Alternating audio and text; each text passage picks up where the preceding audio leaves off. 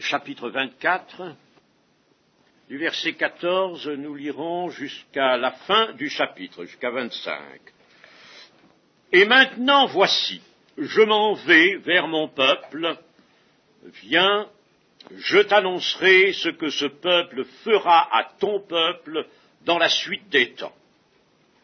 Balaam prononça son oracle et dit, parole de Balaam, fils de Béor, parole de l'homme qui a l'œil ouvert, parole de celui qui entend les paroles de Dieu, de celui qui connaît les desseins du Très-Haut, de celui qui voit la vision du Tout-Puissant, de celui qui se prosterne et dont les yeux s'ouvrent. Je le vois, mais non maintenant, je le contemple, mais non de près.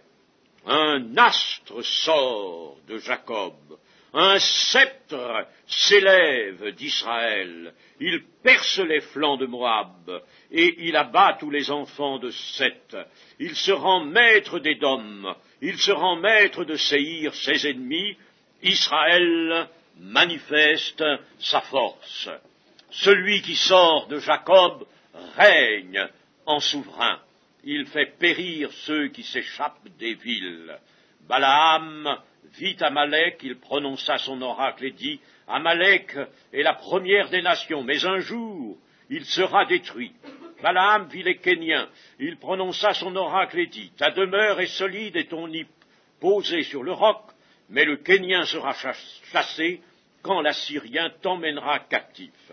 Balaam prononça son oracle et dit, hélas, qui vivra après que Dieu l'aura établi? Mais des navires viendront de Kittim, ils humilieront l'Assyrien, ils humilieront l'Hébreu, et lui aussi sera détruit. Balaam se leva, partit et retourna chez lui. Balak s'en alla aussi de son côté. La vue prophétique prêtée à Balaam s'étend au lointain des temps. Et ce qu'il annonce au roi Balak, ce sont des événements dont il aura à subir les coups dans l'avenir. Il aperçoit, non de près, mais encore bien éloigné, un astre qui sort du peuple d'Israël. Et cet astre est porteur d'un sceptre. Je le vois, mais non maintenant. Je le contemple, mais non de près. Un astre sort de Jacob, un sceptre s'élève d'Israël. Il est évident que ce sceptre, c'est un roi, cet astre, c'est donc un très grand roi qui soumettra Moab et Édom. Bien sûr, nous voyons là une proclamation de la venue du Messie d'Israël, le Christ, Jésus, mais nous sommes un peu étonnés que l'œuvre qui lui est prêtée ici soit simplement de percer les flancs de Moab et de se rendre maître d'Édom. Nous pensons que l'œuvre du Christ dépasse de beaucoup cela. Eh bien, il faut avoir évidemment une certaine habitude de la Bible, c'est-à-dire qu'il faut nous-mêmes nous faire à la Bible, non pas vouloir que la Bible se fasse à nous, mais nous faire à la Bible. Et nous savons que dans les prophéties, l'œuvre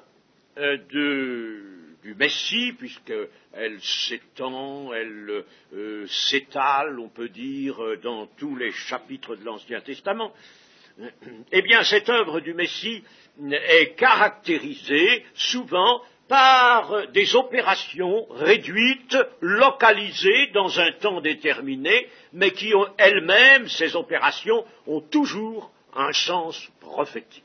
Détruire Moab, c'est détruire les ennemis, tous les ennemis, c'est mettre tous les ennemis sous ses pieds. C'est l'œuvre du Christ. Elle est caractérisée donc dans un moment, dans une prophétie, par une certaine opération, une certaine victoire, mais cette victoire contient la grande victoire, elle annonce la grande victoire. C'est ainsi que la Bible fait.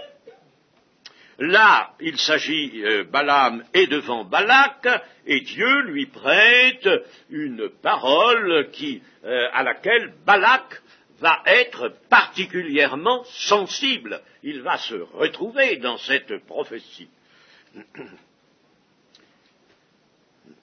Donc c'est un roi qui soumettra Moab et Édom, et qui, bien que ces peuples soient l'un un descendant de la famille d'Abraham, puisque Moab descend de Lot, qui était le neveu d'Abraham, et l'autre descend d'Abraham lui-même, Édom, qui est le frère, et qui vient d'Ésaü, le frère de Jacob. Eh bien, malgré cela, ils se font les frères ennemis d'Israël. Le point de départ est mauvais, et dans l'Ancien Testament, nous voyons cela, nous pouvons en tirer une certaine leçon pour le temps actuel aussi. Un point de départ est très mauvais, et il est rare que les choses se redressent ensuite. Moab est le peuple qui naît d'un inceste, comme les Ammonites. Ammon, ensemble, ils naissent d'un inceste, et par conséquent, ils vont être ennemis, constamment ennemis de Dieu. Oui, il faut prendre garde au point de départ. Et la leçon qu'on pourrait en tirer, une des leçons, car il y en a certainement plus d'une, eh bien, elle serait à l'adresse des parents. À l'adresse des parents qui élèvent leurs enfants. Et ils devraient veiller sur le point de départ. Et s'ils veulent veiller sur le point de départ de leurs enfants, il faut qu'ils veillent sur eux-mêmes. Qu'ils veillent sur eux-mêmes. Vous savez, il y a trop d'insouciance dans certains foyers à l'égard du respect que l'on doit à Dieu et à sa parole. Il y a vraiment là trop de légèreté, trop d'insouciance. Alors, c'est en tant qu'ennemi d'Israël que ces peuples, Moab d'un côté, Édom de l'autre, seront brisés. Pour Édom, nous avons la prophétie d'Abdias qui ne concerne que lui. Ensuite, au verset 19, celui qui sort de Jacob règne en souverain, il fait périr ceux qui s'échappent des villes. Cet oracle trouvera son accomplissement dans le règne de David. Le règne du roi David. Le roi David est celui qui sort de Jacob et qui règne en souverain et qui de plus, comme je vous le disais tout à l'heure, porte en lui, dans son règne, dans sa personne, la prophétie de son fils lointain qui sera plus que Salomon et qui est le Christ. Et David, en effet, avec le chef de son armée nommé Joab, conquérera tout le pays d'Édom. Tout le pays d'Édom. Ainsi le savons-nous par 2 Samuel chapitre 8 et versets 13 et 14.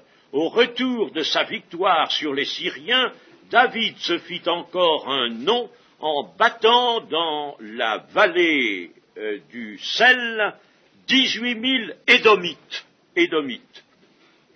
Il mit des garnisons dans Édom, il mit des garnisons dans tout Édom, et tout Édom fut assujetti à David. L'Éternel protégeait David partout où il allait. Voyez-vous ce que c'est que d'être un homme fidèle? C'est David aussi qui inflige une grande défaite aux Moabites. Nous arrivons au verset 20. Balak vit Amalek, il prononça son oracle et dit, Amalek est la première des nations, mais un jour il sera détruit. Balak vit les Kéniens, il prononça son oracle et dit, ta demeure est solide et ton nid est posé sur le roc. Mais le Kénien sera chassé quand l'Assyrien l'emmènera captif. Voilà deux peuples qui sont nommés ici dans cette prophétie de Balaam. D'abord, Amalek. Il faut dire que Israël, au cours de ce voyage long de 40 années et qui était à ce moment-là récent, venait de s'opérer, au cours de ce voyage dans le désert, Israël avait été confronté aux Amalécites d'une part et aux Kéniens d'autre part. Il les avait vus rencontrer ces peuples. L'un avait été hostile, l'autre non. Et ces peuples s'étendaient dans les déserts du Sinaï et du Néguev. C'étaient beaucoup des peuples nomades. Et c'est encore par l'œil ouvert, l'œil prophétique, qui lui est momentanément consenti, ou plutôt prêté, que Balaam voit ces peuples.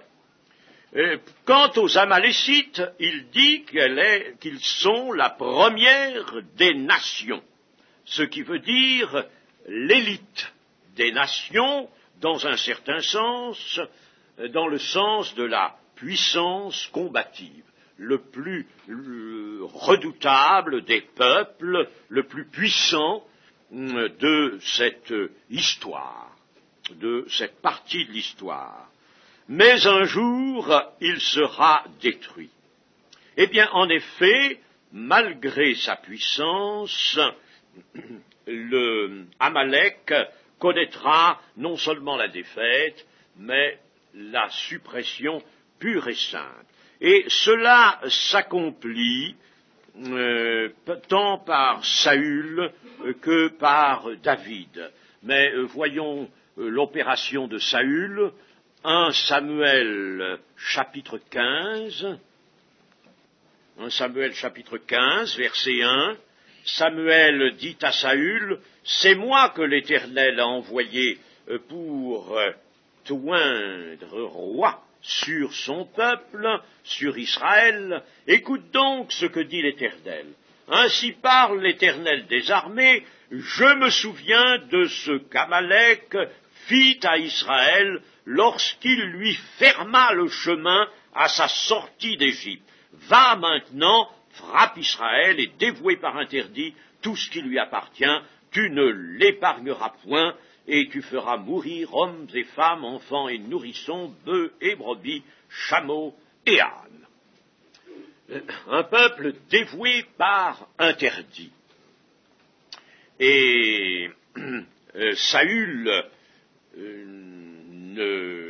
n'obéit pas d'une façon complète à cet ordre. Il laissa le peuple garder quelques belles brebis, et cela lui coûta tout simplement son royaume. Dieu ne le garda pas comme roi. Et c'est à lui qu'il sera dit cette parole qui retentit partout dans la Bible, que Dieu a horreur de la désobéissance comme de la divination.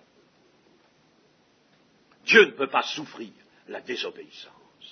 Et le roi d'Amalek était cet Agag dont il a déjà été parlé, qui avait été pris vivant par Saül, mais non pas passé au fil de l'épée. Il faut rappeler aussi que plus tard, les restes de ce peuple d'Amalek seront battus par les fils de Siméon, qui n'en laisseront rien subsister, comme nous l'apprend 1 Chronique 4, 42 à 43. Ce peuple, qu'avait-il fait donc? Il avait fermé le chemin à la sortie d'Égypte. Lorsque Moïse sortait d'Égypte, Amalek, qui était répandu là dans la presqu'île du Sinaï, s'avance avec ses soldats, ses troupes aguerries, et il prétend fermer la porte. Pourquoi faisait-il cela? Parce que sans doute il voulait rester maître dans le Sinaï, mais aussi il voulait être agréable au roi d'Égypte. Et c'est là qu'il va falloir qu'Israël livre un grand combat. Et ce combat sera dur, difficile, très difficile, pour un peuple qui n'est pas un peuple de soldats. Israël sort d'Égypte, il faisait des briques en Égypte depuis déjà plusieurs générations, et il n'était pas du tout préparé au combat et à l'usage des armes. Eh bien, il faudra qu'ils combattent, et naturellement, c'est l'Éternel qui sera leur force. Ce combat se trouve relaté dans Exode 17, c'est à Réphidim exactement qu'Amalek essaya de fermer la route au peuple de Dieu. Et chapitre 17 à partir du verset 8, et c'est là que se passe cette circonstance tout à fait particulière. Moïse élève les mains. Il élève les mains, et quand il élève les mains, Josué, qui est dans la plaine, lui il est sur une hauteur, Josué est dans la plaine, et Josué est le plus fort. Puis quand Moïse, un peu las de tenir les mains en l'air, baisse les mains et les bras, alors voici qu'Amalek prend le dessus et risque d'acculer le peuple d'Israël, l'armée d'Israël, à une défaite. Alors, aussitôt Moïse relève les bras, mais comme la bataille dure longtemps, des heures, il est certain que Moïse est fatigué, ses bras sont fatigués, alors il va falloir que de chaque côté, quelqu'un lui soutienne le bras, ce sera Aaron et Hur qui d'un côté et de l'autre lui soutiendront le bras pour qu'il laisse les bras en l'air. Et nous voyons là, à juste titre, une image, une figure de ce combat dans la prière qui détermine une victoire dans le monde visible, mais la victoire s'obtient dans le monde invisible par la prière. Et alors, à cette occasion, Amalek sera condamné. Voici en effet ce que Moïse, après la victoire, dira, parce que la main a été levée sur le trône de l'Éternel, il y aura guerre de l'Éternel contre Amalek de génération en génération. Nous avons là un exemple tout à fait flagrant de ce péché qui n'est seul péché qui n'est pas pardonné, il n'y a qu'un péché qui n'est pas pardonné, le péché contre le Saint-Esprit. C'est-à-dire le péché qui consiste d'une manière ou de l'autre à s'opposer à la marche en avant des desseins de Dieu, s'opposer à ce que Dieu poursuive méthodiquement, de jour en jour, ses desseins pour sauver des hommes. La miséricorde de Dieu ne souffre pas d'obstacle. L'amour de Dieu ne peut pas consentir un obstacle. Alors c'est immédiatement la colère qui apparaît. Dieu est amour et l'envers de l'amour, c'est la colère. La colère apparaît et c'est le péché impardonnable, absolument impardonnable. Et nous avons, il y a un certain nombre d'années ici, fait avec, au cours d'un été, un exercice qui consistait à découvrir dans la Bible quels étaient les personnages qui avaient commis ce redoutable péché, le péché contre le Saint-Esprit qui ne peut être pardonné ni dans ce temps, ni dans l'éternité. Ainsi, voilà pourquoi le peuple d'Amalek est voué à la destruction. Et alors Balaam le voit et annonce sa destruction. Mais un jour il sera détruit, bien qu'il soit le plus combatif de tous les peuples. Et puis les Kéniens, il est question des Kéniens. Balaam vit les Kéniens. Vous voyez, il a la vue prophétique, il voit les Kéniens, qui est un peuple nomade, lui aussi, et pourtant, il est dit de lui, ta demeure est solide et ton nid posé sur le roc.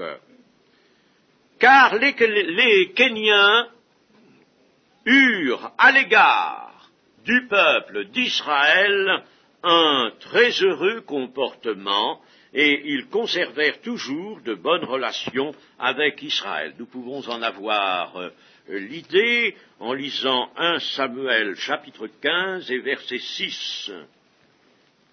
Verset 5, mettons, Saül marcha jusqu'à la ville d'Amalek et mit une embuscade dans la vallée. Il dit aux Kéniens, allez, retirez-vous, sortez du milieu d'Amalek, afin que je ne vous fasse pas périr avec lui, car vous avez eu de la bonté pour tous les enfants d'Israël lorsqu'ils montèrent d'Égypte, et les Kéniens se retirèrent du milieu d'Amalek. Saül bâtit Amalek depuis Havila jusqu'à Shur, qui est en face de l'Égypte. Voyez donc, nous voyons là le rappel que les Kéniens avaient eu de la bonté, ils avaient agi comme Dieu le désirait, et ils avaient été agréables à Dieu, qui par conséquent les protège. Et c'est pourquoi ta demeure est solide et ton nid posé sur le roc, parce que tu as agi selon la volonté de Dieu, dans la pensée de Dieu. Tu ne t'es pas opposé au peuple de Dieu, tu as donc été agréable à Dieu. Alors Dieu te donne de la solidité, de la force. On serait tenté de dire à bon entendeur, la foi, n'est-ce pas? Oui, nous avons bien besoin de ça. Voulons-nous être solides dans notre vie chrétienne? Voulons-nous être solides à tous égards, dans le témoignage? Voulons-nous être solides? Voulons-nous avoir une demeure, nous aussi, qui soit solide et un nid posé sur le roc, sur le rocher, sur Christ? Eh bien alors, soyons agréables à l'Éternel. Soyons agréables. Usons de bonté pour le peuple. Usez de bonté pour le peuple. Usez de bonté. Ce que nous faisons à un frère, à une sœur, ce que nous faisons à l'Église, nous le faisons pour Christ. Quand j'étais quand j'avais faim, quand j'avais soif, tu es venu, tu m'as donné à boire, tu m'as donné à manger. Quand j'étais malade, tu m'as visité. Quand j'étais prisonnier, tu es venu vers moi. Mais quand avons-nous fait cela, Seigneur? Matthieu 25, quand avons-nous fait cela, diront ceux qui entendront ce langage. Et sous-entendu, nous ne t'avions pas vu, nous ne t'avons jamais vu, nous ne t'avons jamais rencontré, comment avons-nous pu te faire cela? Chaque fois que vous avez fait cela à l'un de ces plus petits de mes frères, c'est à moi que vous l'avez fait. Toutefois, lui aussi, le Kénien, sera emmené captif par le peuple assyrien et suivra ainsi le sort des 10 tribus formant le royaume d'Israël en 722 avant notre ère. Le roi d'Assyrie qui sera cette grande puissance d'Orient pendant plusieurs siècles. Le roi d'Assyrie vient et emmène le plus gros des membre du royaume d'Israël. À ce moment-là, il y avait deux royaumes, n'est-ce pas, je le rappelle. C'est après Salomon, par conséquent après le schisme qui s'est produit avec le fils de Salomon, Roboam, et le royaume des 10 tribus était appelé le royaume du Nord, avec capitale Samarie, et tout ça s'envole et détruit par l'Assyrien, par châtiment. C'est un châtiment, alors, naturellement, de Dieu, qui est là, de voir ce peuple persister dans l'idolâtrie, dans la corruption, et malgré les avertissements qu'il lui a donnés par des prophètes, ce peuple ne se reprend pas, ne revient pas à son Dieu, à son Seigneur. Alors Dieu décide cela. Et vous me direz, mais alors Dieu lui-même détruit son peuple. Les 10 tribus, en 722 avant notre ère, ont été dispersées, bien avant par conséquent Juda, qui ne le sera lui qu'au début de notre ère. Ils ont été dispersés, mais à la fin des temps, tout sera retrouvé. Tous les restes des 10 tribus seront retrouvés et seront rassemblés. Dieu n'aura pas perdu son peuple. Dans la dispersion, Dieu sait où il est. Dieu le voit. Et Dieu le prépare à ce grand retour. Versets 23 et 24. Balaam prononça son oracle et dit, « Hélas, qui vivra après que Dieu l'aura établi? Mais des navires viendront de Kittim, ils humilieront l'Assyrien, ils humilieront l'Hébreu, et lui aussi sera détruit. » Alors là, il y a une traduction qui est quelque peu fautive. Hélas, qui vivra après que Dieu l'aura établi? Au contraire, quand on est établi par Dieu, l'on vit. C'est pas cela exactement. Qui vivra après que Dieu aura fait ces choses? Quelque chose comme ça. Enfin, il faudrait voir exactement comment traduire, mais là, la traduction est un peu fautive. Alors vous voyez, n'est-ce pas, comme Dieu, même par ce personnage, un personnage comme Balaam, peut proclamer la vérité. Et Dieu a voulu le faire ici, dans ce 4e oracle, pour annoncer ces choses, non seulement à Balak, mais aux Madianites qui étaient à côté, mais à tous les peuples, car cet oracle eut un grand retentissement, et Dieu s'est servi de l'occasion de Balaam pour annoncer ces choses à tous ces peuples qui sont à l'est du Jourdain. Nous arrivons au verset 25. Balaam se leva, partit et retourna chez lui. Balak s'en alla aussi de son côté. Là, le texte du chapitre 25 ne nous dit pas tout ce qui s'est passé dans ce retour de Balaam. Et il faut que nous fassions appel au chapitre 31 des Nombres, verset 14, pour en savoir un peu plus. Et Moïse s'irrita contre les commandants de l'armée, les chefs de milliers, les chefs de centaines, qui revenaient de l'expédition. Il leur dit, « Avez-vous laissé la vie à toutes les femmes ?» Et il s'agissait d'une expédition contre les Madianites. Et j'ai dit que les Madianites étaient le peuple voisin de Moab, et que depuis la mort du roi Sion, qui avait assujetti les Madianites se trouvaient libres, et naturellement, devant la venue d'Israël, Moab et Madian s'étaient alliés. Je lis la suite, verset 15, il leur dit, « Avez-vous laissé la vie à toutes les femmes? Voici, ce sont elles qui, sur la parole de Balaam, ont entraîné les enfants d'Israël à l'infidélité envers l'Éternel dans l'affaire de Péor, et alors éclata la plaie dans l'assemblée de l'Éternel. » ce sont elles qui, sur la parole de Balaam, il y a eu une parole de Balaam. Balaam s'en retourna chez lui, mais non sans s'être arrêté chez les Madianites, les tout voisins des Moabites, et là, il donna un conseil perfide, auquel une allusion est faite, deux allusions sont faites dans le Nouveau Testament. La voix de Balaam est celle-là. La chose, donc, est apparue très grave. Quel était le conseil perfide du devin? Il était celui-ci: je suis venu pour maudire sur la demande de Balak, mais je n'ai pas pu. Je n'ai pas pu. Dieu m'a rempli la bouche de paroles à lui, paroles que je n'ai pu que dire, et il m'a été impossible d'en dire une autre, impossible de maudire, j'ai dû bénir. Alors Balak est mécontent, il est irrité, bien sûr. Eh bien, écoutez, vous, Madianites, écoutez-moi bien, je vais vous donner un petit conseil. On ne peut pas, de front, maudire le peuple de Dieu. C'est pas la peine de chercher, ça ne marche pas. Moi-même, j'ai usé des enchantements dont je suis maître.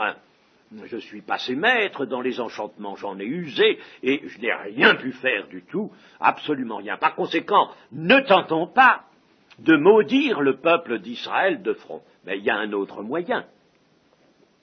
C'est un moyen bien plus simple. Si vous attirez les fils du peuple d'Israël, les fils, les garçons, les Israélites, les jeunes Israélites, attirez-les donc. Vous avez de très jolies filles là, n'est-ce pas, en Madian. Elles étaient réputées. Vous avez de très jolies filles. Alors attirez-les par vos filles. Et puis, vos filles les accueilleront. Vous arrangerez ça, n'est-ce pas? Ils passeront de beaux moments ensemble. Et puis, vos filles les conduiront vers leur Dieu, à se prosterner devant Baal-Péor, car Baal-Péor, c'était le nom du Dieu des Madianites. Ils vont venir là, se prosterner et se livrer à tout ce qui est coutumier chez vous, dans le culte que vous rendez à Baal-Péor, et ce qui était coutumier, il y avait la prostitution sacrée. Très bien, magnifique. Alors, si vous réussissez à faire cela, vous n'aurez pas besoin d'autre chose parce que c'est le Dieu d'Israël lui-même qui, par sa colère, frappera le peuple. C'est lui qui va frapper son peuple à cause de la colère qu'il soulèvera. Moi, Balaam, je sais bien, je connais la colère de l'Éternel. Elle sera enflammée et alors c'est le Dieu lui-même qui châtiera son peuple. Et vous aurez ainsi réussi ce que vous ne pouvez pas faire directement. Voilà le conseil perfide de Balaam. Voilà la voix de Balaam, ce que le Nouveau Testament appelle la voix de Balaam dans 2 Pierre 2,15.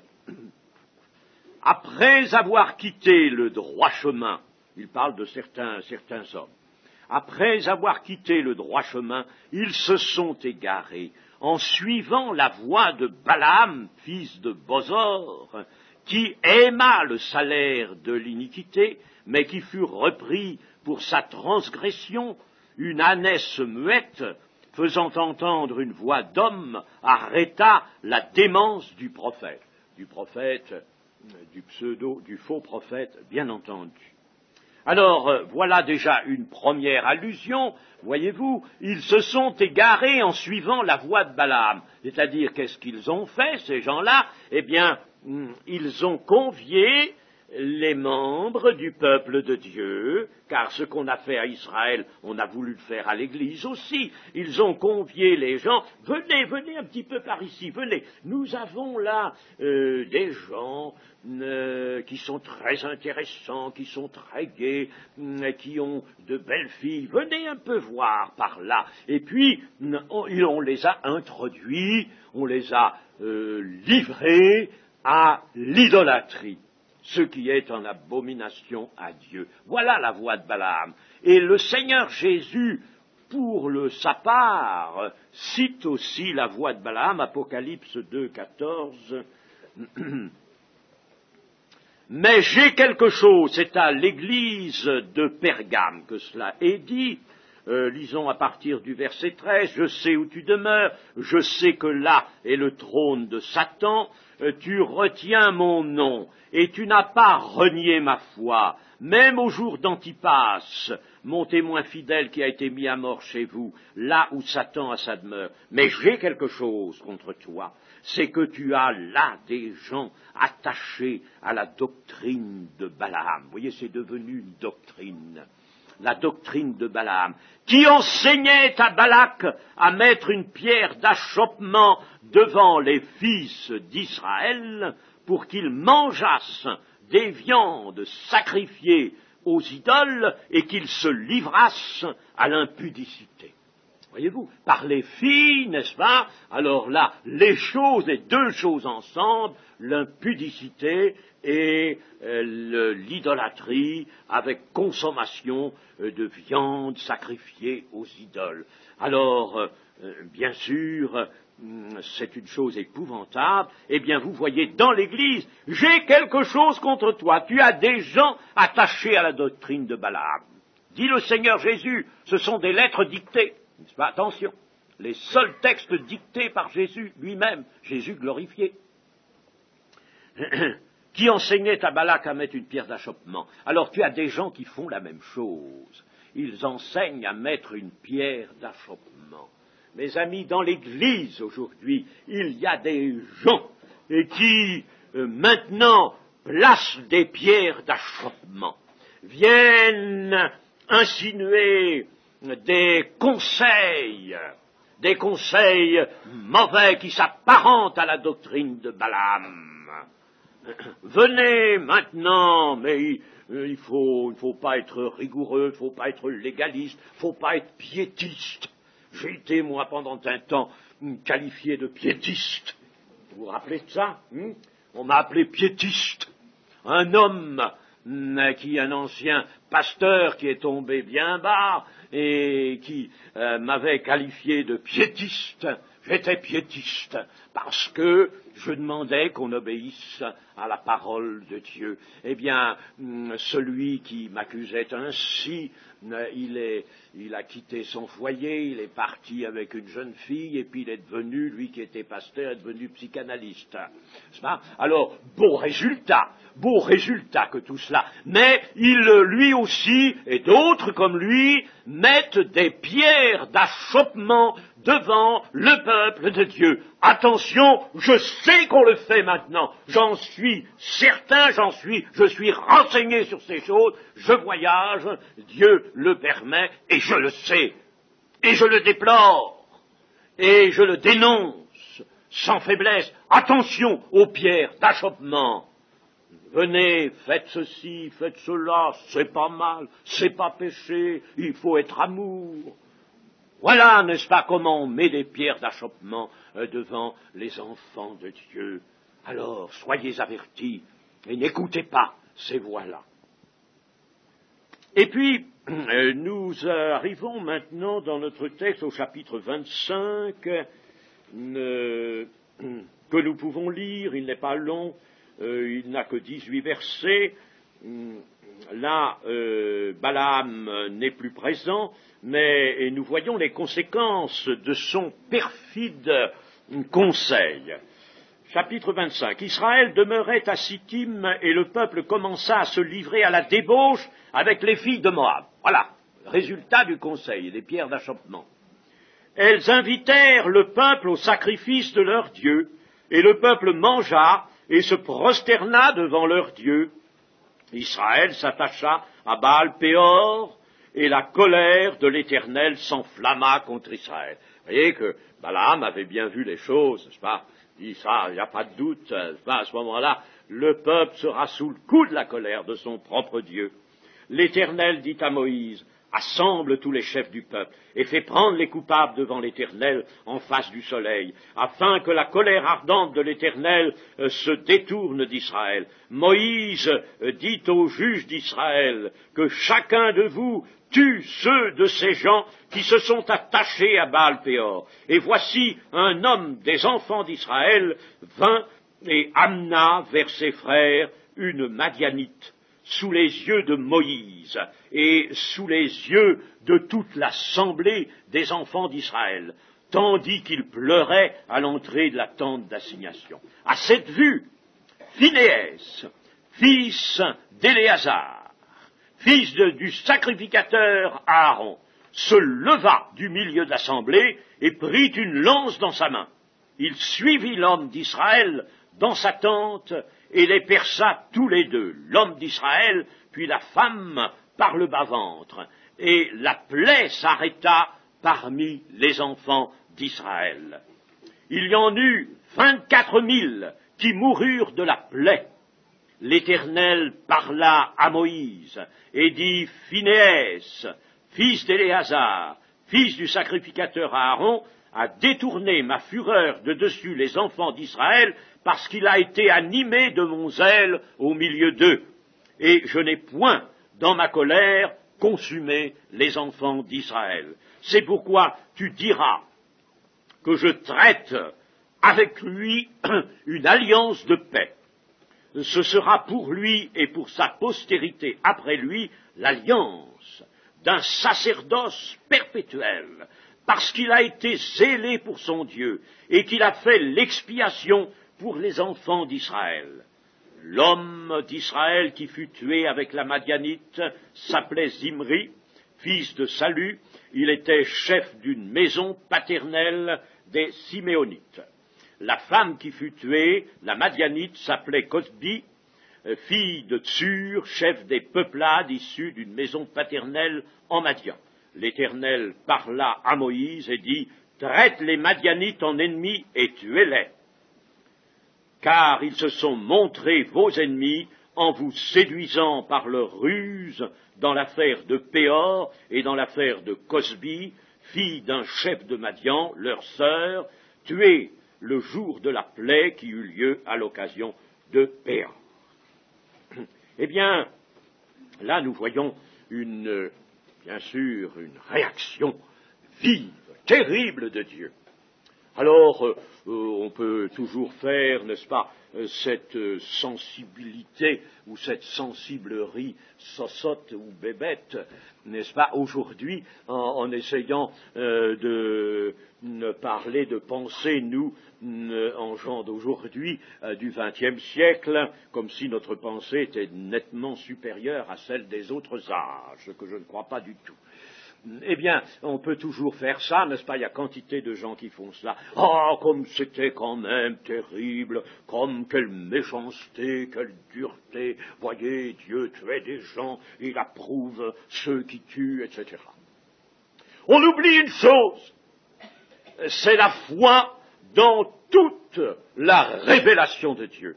Or, Dieu aurait pu détruire l'homme et la femme en Éden et supprimer l'humanité dans l'œuf. Il ne l'a pas fait parce qu'il veut la sauver et il a annoncé dès la Genèse, dès la sortie d'Éden, il a annoncé un salut. Mais l'homme est en sursis. La vie physique de l'homme sur la terre, l'homme naturel, n'est pas la véritable vie. En réalité, il est mort. Le Seigneur Jésus, je rappelle cette parole, dira à quelqu'un qui voulait le suivre, « Laisse les morts enterrer leurs morts ». Il voulait aller à l'enterrement de son père. « Laisse les morts enterrer leurs morts ». Et l'apôtre Paul de nous dire, dans les Éphésiens, « Vous étiez morts par vos offenses, par votre péché ». Le péché est une mort. La mort est attachée au péché. Et par conséquent, la vie physique est un sursis.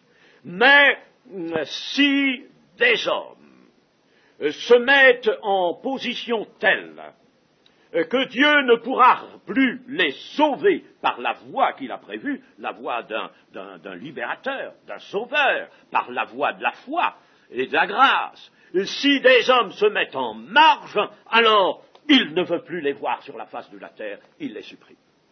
Et il faut les supprimer. Ce sont des gens dangereux, ce sont des gens qui précisément vont constituer un ferment capable d'entraver l'œuvre que Dieu fait pour sauver beaucoup d'hommes. Par conséquent, Dieu n'hésite pas, ces gens-là n'ont plus droit à de vie sur la terre. Et c'est ainsi que nous voyons, n'est-ce pas, l'action et les décrets de Dieu. Et attention, ça s'est fait dans l'Église.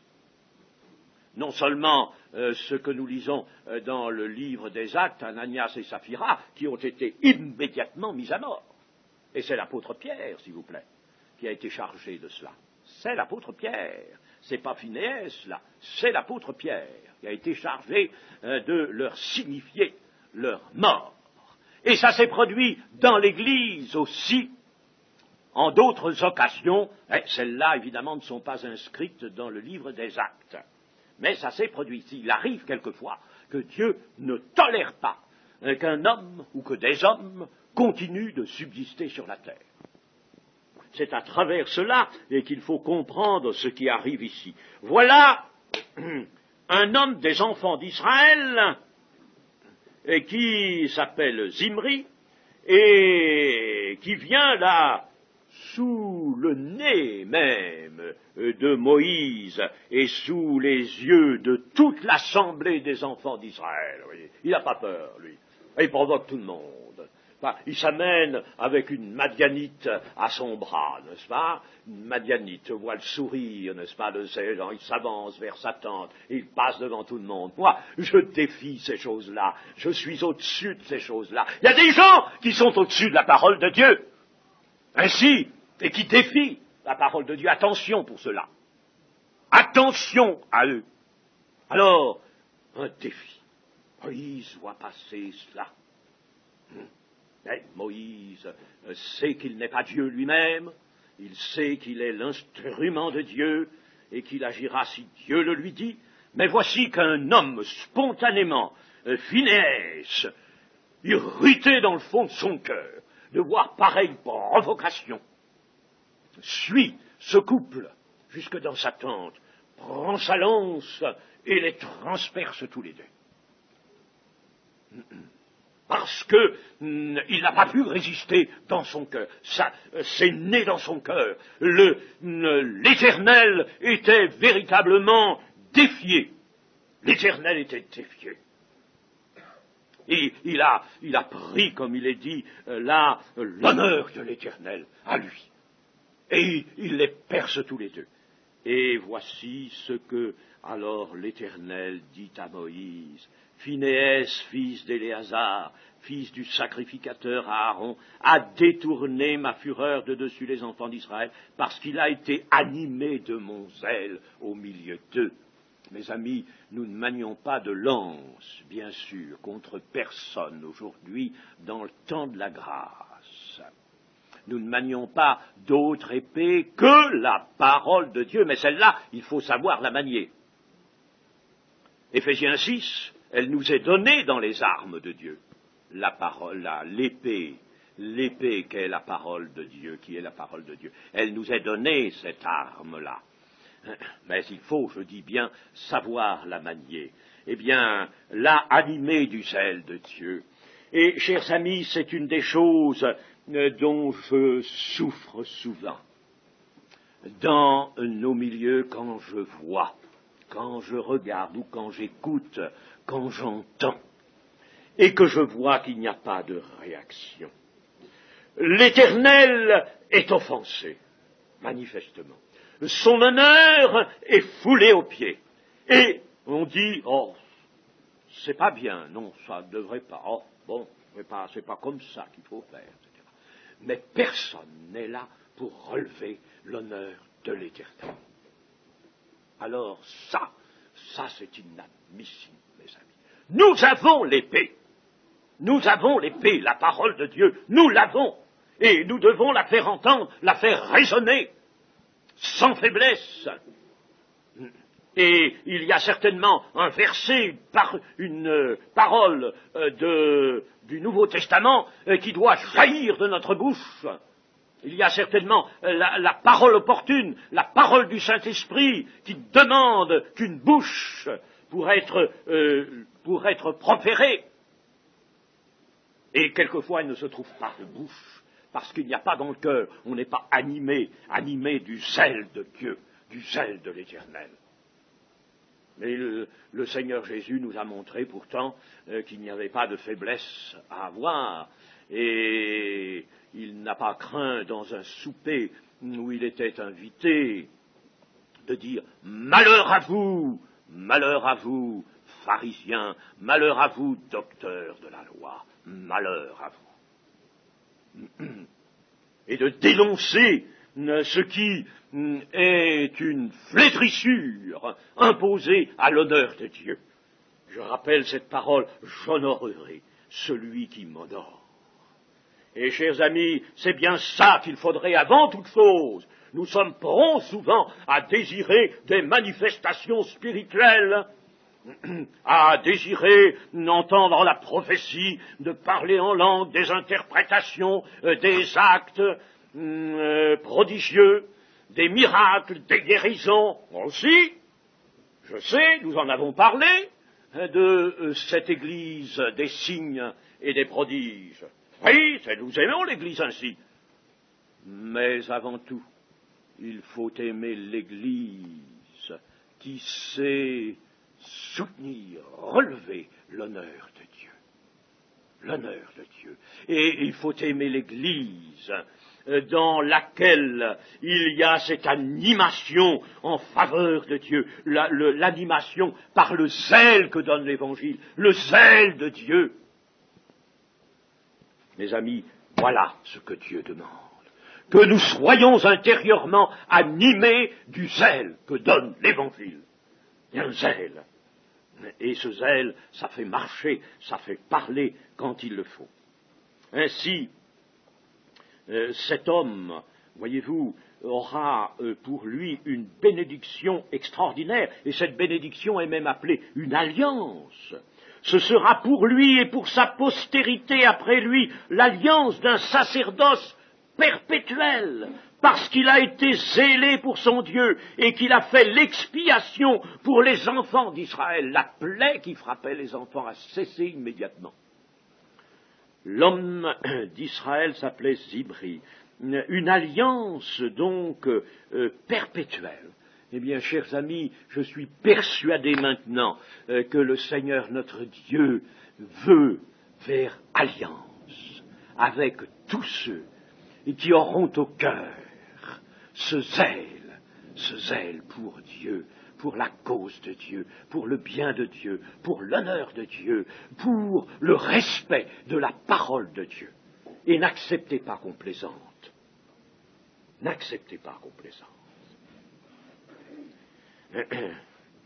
Nous allons maintenant arriver à la conclusion.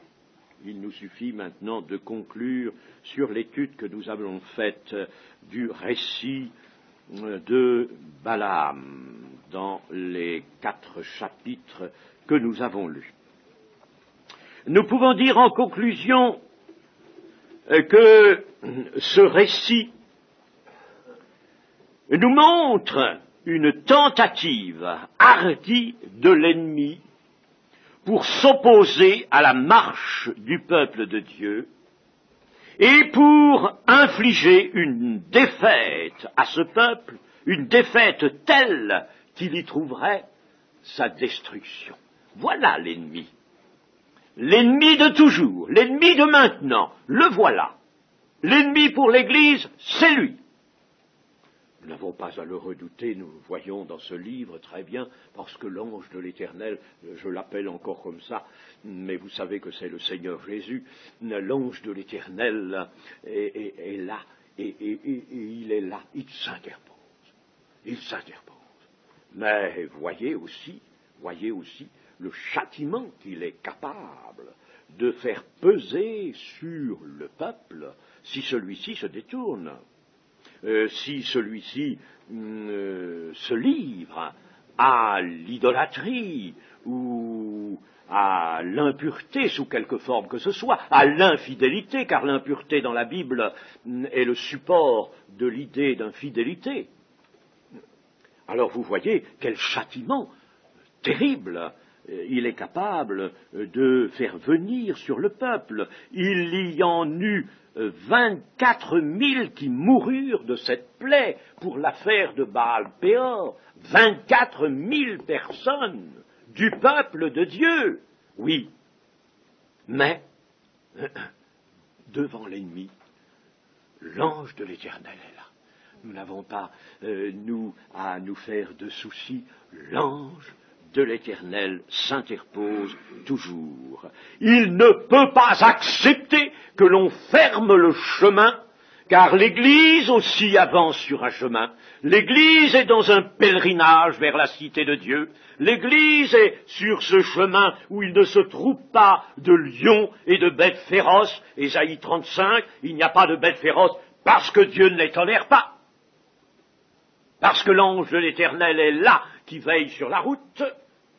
Et il y a bien des insensés encore dans cette route. Mais les insensés sont parmi les rachetés de l'Éternel. Et les rachetés de l'Éternel, l'ange de l'Éternel les fait progresser. Et cette route, où va-t-elle? Elle aboutit à la cité de Dieu. À la cité de Dieu. Dieu ne veut pas qu'on ferme le chemin. Dieu ne peut pas accepter que l'on ferme la voie, que l'on entrave la marche de l'Église et la marche de ses desseins. Mais dans l'histoire qui nous a occupés, Satan s'est servi du devin Balaam, auquel il a donné une large utilisation de sa puissance par le moyen des enchantements. Et c'est ainsi que Balaam avait acquis une réputation s'étendant très loin. Puis Satan suggère au roi Balak d'appeler Balaam pour maudire le peuple de Dieu, et déjà, en le décourageant de briser la force de ce peuple. Mais l'ange de l'Éternel lui-même s'interpose. Il est sur le chemin de l'ânesse, comme devant les projets de Balak et de Balaam. Il est là, il arrête la marche. Par 3 fois, il va empêcher l'ânesse d'aller plus loin. Et Balaam est ainsi averti qu'il ne faut pas qu'il s'engage dans une telle voie. Cependant, le devin va, dans son cœur, avoir de puissants désirs pour persister, et puis, bien sûr, la puissance de Satan le dirige. Et Dieu fait échouer les projets de Balak et de Balaam. Puis il fait proclamer tranquillement la gloire dont il revêt son peuple par le devin lui-même, par l'ennemi lui-même. Il fait donc proclamer cette gloire du peuple qu'il veut bénir et qu'il bénit.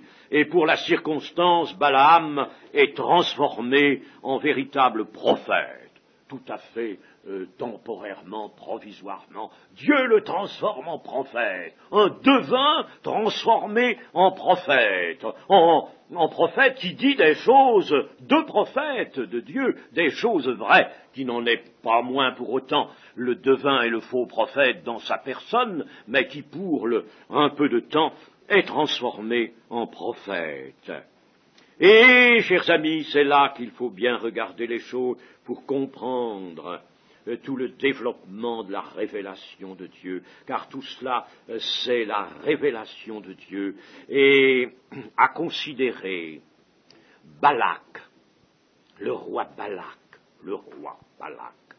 de Moab, à considérer le roi Balak et le faux prophète Balaam dans leurs efforts on peut voir comme la bête et le faux prophète.